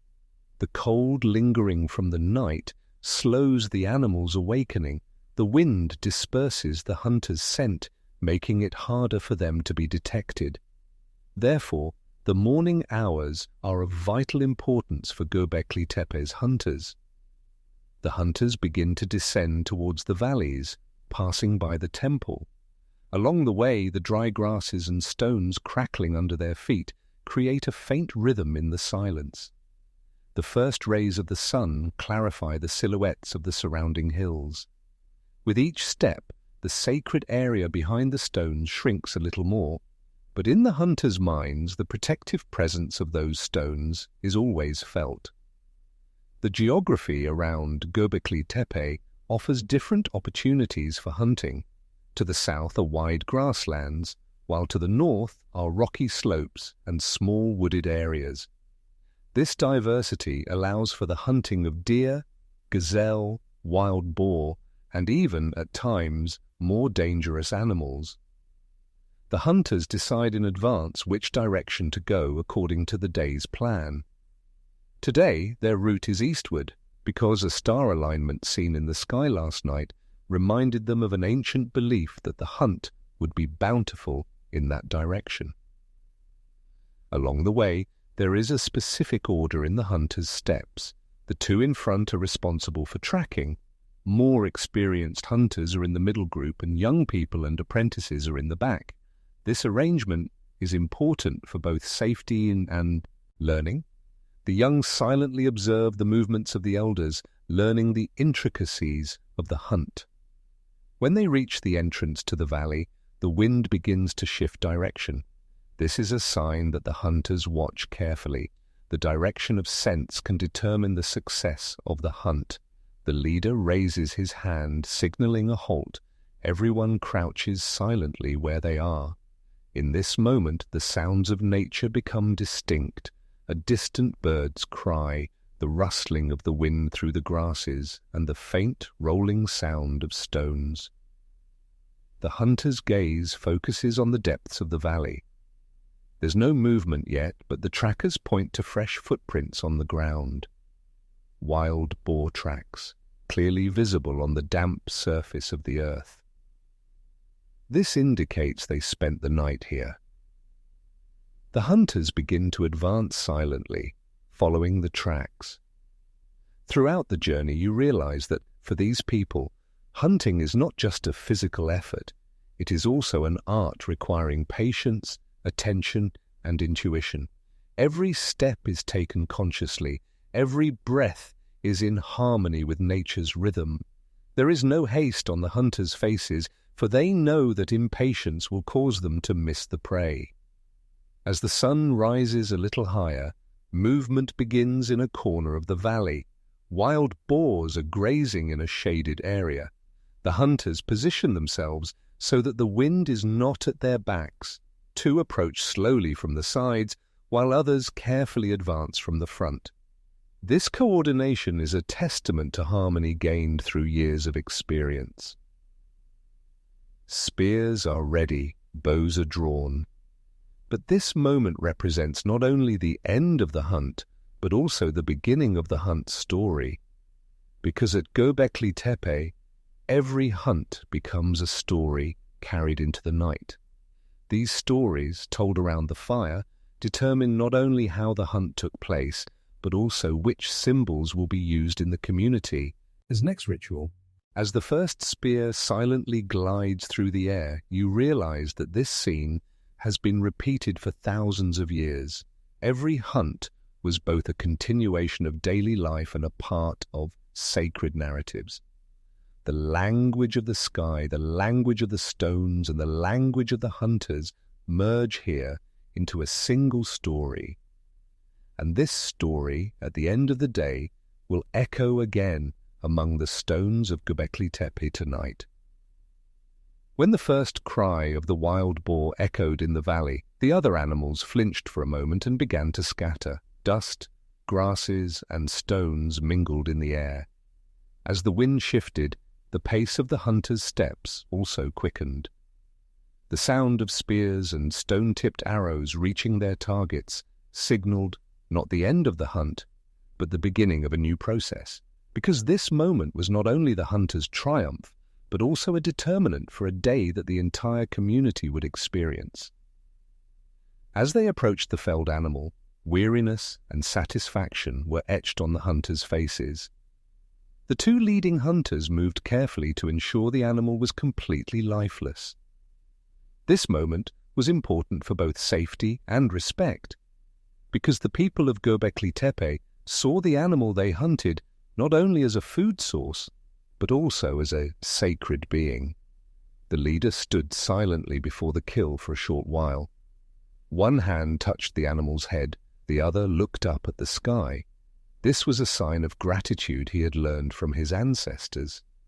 Even though the stars were no longer visible, looking at the sky was a way of submitting the spirit of the hunt to the universe.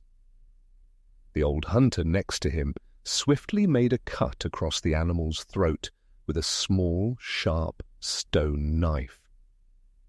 As blood flowed to the ground, the earth and grasses absorbed this warm redness. This was one of the clearest symbols of nature's cycle. Life transforms into another life. One of the young hunters tried to grasp the animal's body with inexperienced hands, but stumbled and fell under the weight. This fall was met with smiles by the others. Falling here was not a weakness, but part of learning. The old hunter lightly touched the young man's shoulder, showing him the correct lifting technique. This simple moment is a small example of how the hunting tradition was passed down from generation to generation. Before the animal's hide was skinned, it was placed among the surrounding grasses. This was done both to protect it from the sunlight and to provide a short break. The hunters took out some dried fruit and herbs from their stone bowls and leather pouches to have their first meal of the morning. This meal was necessary not only for sustenance, but also to regain strength. During the rest, conversations remained limited. Stories were not told at length upon returning from the hunt, because the main story would emerge at night around the fire when the entire community gathered. Now, in silence, preparations for the journey back began. The hunters carried the animal on their shoulders, its legs bound with strong leather ropes. 2 walked in front, 2 behind. This arrangement ensured the load was evenly distributed. The distances varied depending on the condition of the paths. The trails leading to Göbekli Tepe were sometimes stony, sometimes covered with soft earth. These paths, turning to mud after rain, would be dusty in dry seasons. Today was a dusty morning, which made carrying the game a little easier. During the journey, the landscape slowly changes. The green tones of the valley blend with the yellowish brown of the hills. A few small puddles encountered on the way mingled with the animal's blood, leaving reddish stains. These traces served as a sign for those left behind, but for the inhabitants here, these signs were not foreign. Everyone knew that and the hunters returned. Both bellies would be full and stories would multiply. When the stone pillars of Göbekli Tepe appeared on the horizon, the pace of the hunters' steps changed. Knowing that arrival was near now added a light energy to their fatigue. The sacred site seemed to welcome them from afar. As the sun struck the upper parts of the pillars, the reliefs on the stones became distinct: foxes, cranes, snakes. These figures came to life again in the hunter's eyes with each return from a hunt. Upon reaching the edge of the village, a few waiting individuals came to greet them. Women and elders approached curiously to see the size and type of the game. Children eagerly rushed forward, but were pulled back by their elders. This moment required both excitement and order. The hunters took the animal directly to the processing area near the sacred site. The processing area is where the animal's body is carefully dismembered. First, its hide is skinned. This process is necessary both for preserving the meat and for the hide to be used for clothing or shelter materials in the future. The jagged sound from the stone knives is clearly heard in the silence of the area. Blood flows into specially designated small pits. This is both a practical and a ritual requirement. A portion of the meat is immediately set aside for cooking. The rest is prepared for drying or smoking. This process ensures that the game can be consumed for days, even weeks. The people of Göbekli Tepe know the importance of saving, even in times of abundance, because nature may not always be generous. In the later hours of the day, the distribution of the hunt begins. Shares are determined according to status within the community. Elders, women with children, and the sick are fed first. The hunters themselves are usually last. This is both a gesture of humility and a tradition that strengthens community bonds. As the sun begins to set, the hunters slowly prepare for the night. Fires are rekindled and meats begin to roast.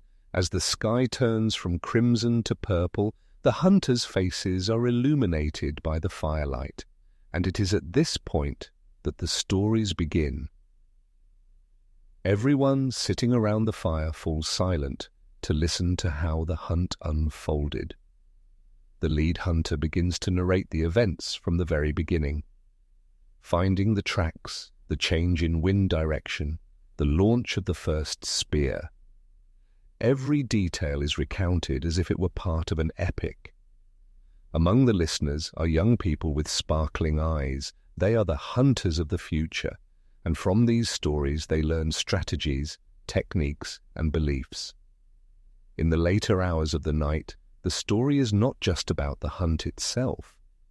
The leader also tells of gratitude to the animal's spirit, the signs seen in the sky, and what this hunt means for the community. These words are not merely entertainment, they are also the preservation of memory and tradition. As you sit there, you realize that the stories carried into the night in the lives of these people are as enduring as the figures carved into the stones. The stones of Göbekli Tepe will carry the echo of these stories even thousands of years later.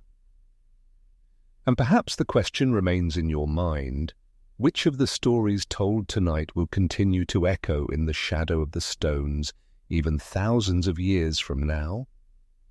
The sky had completely darkened, and the moon had slowly begun to climb above the horizon. The faces around the fire glowed with waves of orange and red light.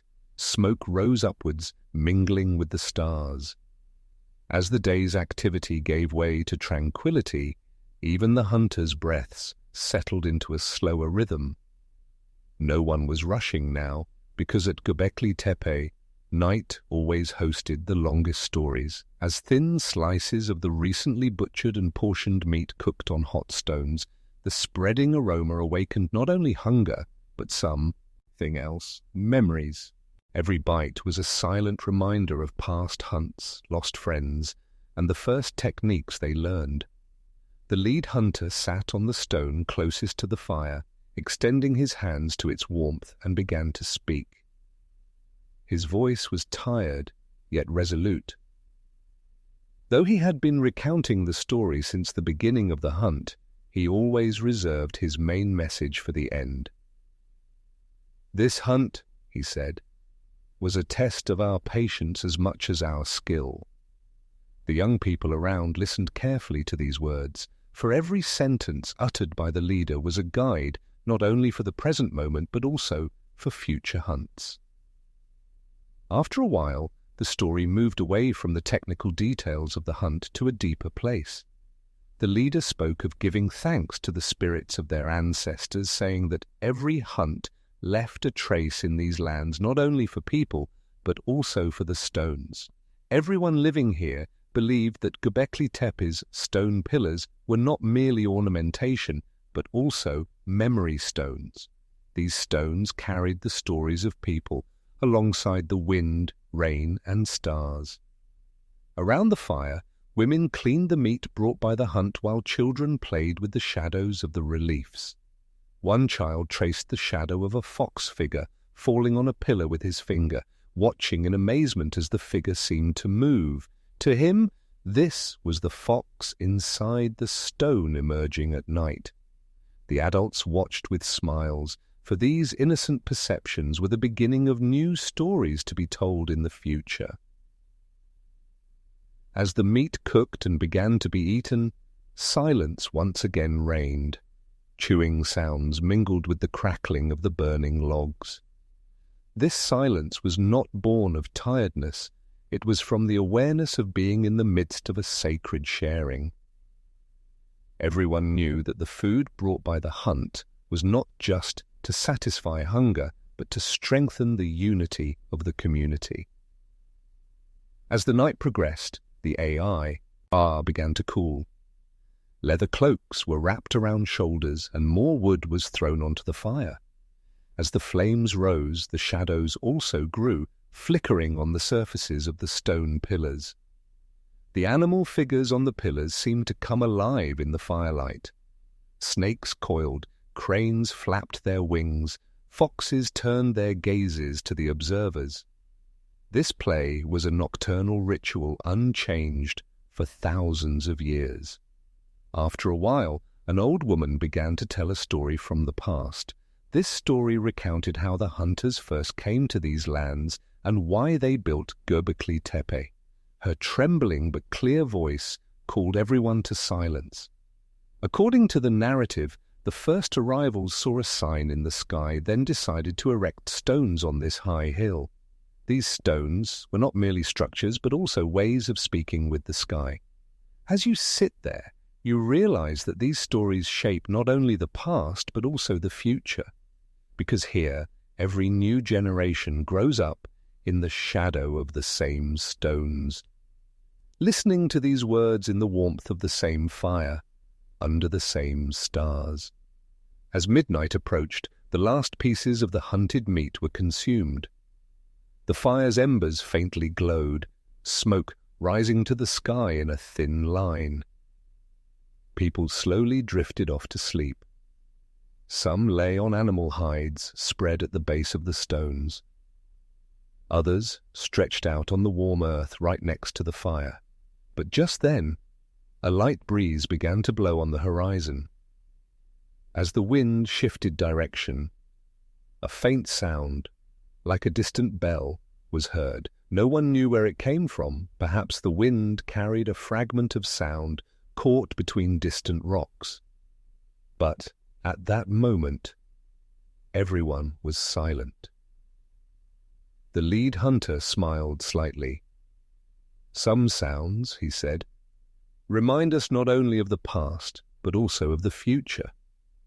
Then he stood up and went to one of the stone pillars, placing his hand gently on it. "We go," he said, "but the stones remain, and the stones speak in our stead." As you watch this scene, you feel as if the figures on the stone become more distinct. Perhaps this is merely the play of fire and shadows, but perhaps the stones are truly whispering the story of thousands of years to you. When the night became completely silent, only the crackling of the fire and the faint hum of the wind remained. Among the sleeping bodies, the stones still stood tall. They were witnesses to both this hunt and to thousands of years ago. And in your mind, the question echoes: which stories, told tonight by those returning from another hunt, will continue to resonate in the shadow of these stones tomorrow night?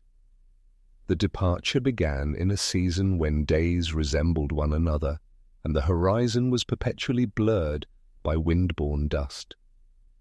Around the stone pillars of Göbekli Tepe, the crowd that once gathered around the fire at night now appeared sparser.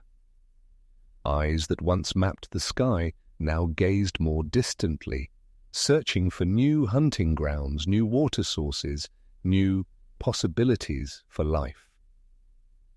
Here on this high hill, countless nights were lived over the years, stories told around the fire, bread shared in the shadow of the stones, hunting journeys guided by the stars.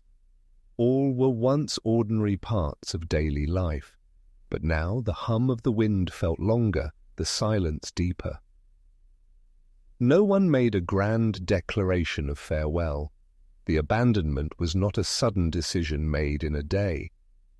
First, some families left. Then hunters began to travel greater distances and their returns became less frequent. Water sources had dried up, animal herds had changed their routes, the climate had become harsher. Every small reason heralded a great departure. Imagine yourself observing this scene from above. The slowly dwindling community leaves more empty spaces among the stones. Fire pits cease to be used, for the prints at the base of the stones are filled by the wind. Children's laughter is no longer heard, replaced only by the echo of the wind and distant bird calls. And then the strangest thing happened. Göbekli Tepe was not merely abandoned, it was deliberately buried under the earth. This would become one of the most debated topics among archaeologists centuries later. Why did people conceal the stone pillars they had so meticulously erected, the animal reliefs they had carved with such effort beneath the earth? Perhaps it was a method of preservation, to hide the sacred place from strangers, to protect it from the eroding hands of time. Perhaps beliefs had changed. New gods, new rituals required different places, different structures. Or perhaps what had once transpired here was so profound and complex that the most fitting course was to entrust it to the memory of the earth. As the stones were slowly covered, every movement was performed with care. Heavy piles of earth were spread over the reliefs that had gazed at the sky for centuries. Foxes, cranes, snakes, all silently disappeared into the earth. It was as if those figures that spoke with the sky were now passing into another realm beneath the ground. Time passed.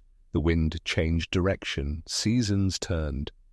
In Göbekli Tepe's place, only a gently rising, barren mound was visible. Those who saw it would find no trace that this was once humanity's oldest temple. Stories lived on orally for a while, but as new generations moved away, the voices also faded. Finally, no one remained who knew the name of the stone. Centuries blended into millennia. Within the earth, the stone pillars waited in silence. Every raindrop, every particle of wind compressed the burden upon them a little more. But ironically, this oblivion protected them. Neither wars, nor migrations, nor other destructive effects of time could disturb their silence beneath the earth. Then one day, thousands of years later, human hands touched this earth again. Towards the end of the 20th century, when excavation tools first touched the stone surfaces beneath the ground, words spoken thousands of years ago seemed to echo anew.